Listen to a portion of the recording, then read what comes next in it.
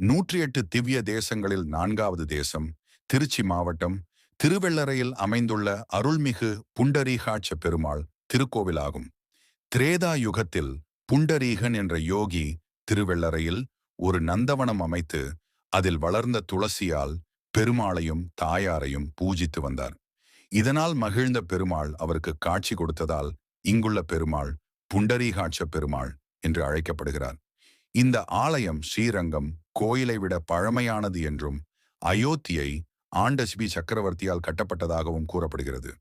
2ஆம் நந்திவர்மன் மற்றும் தந்திவர்மன் காலத்தில் நரசிம்மர் மற்றும் வராக வடிவங்கள் இக்கோவிலில் அமைக்கப்பட்டதாக சொல்லப்படுகிறது.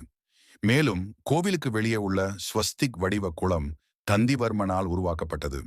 திருமங்கை ஆழ்வார் மற்றும் பெரியாழ்வார் ஆகியோரால் மங்களாசாசனம் செய்யப்பட்ட சிறப்புமிக்க தலம். இக்கோயிலில் உத்தராயண வாசல், தட்சிணாயன வாசல் என 2 வாசல்கள் உள்ளன. தை முதல் ஆனி மாதம் வரை உத்தராயண வாசல் வழியாகவும், ஆடி முதல் மார்கழி மாதம் வரை தட்சிணாயன வாசல் வழியாகவும் பெருமாளை தரிசிக்கலாம். மூலவர் தவிர இங்கு 7 மூலவர்கள் உள்ளனர்.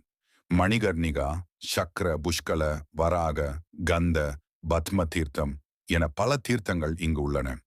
பெருமாள் கிழக்கு நோக்கி அருள்பாலிக்கிறார். மூலஸ்தானத்தின் மேல் உள்ள விமானம் விமலாகிருத விமானம் என்று அழைக்கப்படுகிறது. இது போன்ற பயனுள்ள தகவல்களை தெரிந்து கொள்ள நமது சேனலை சப்ஸ்கிரைப் பண்ணுங்க.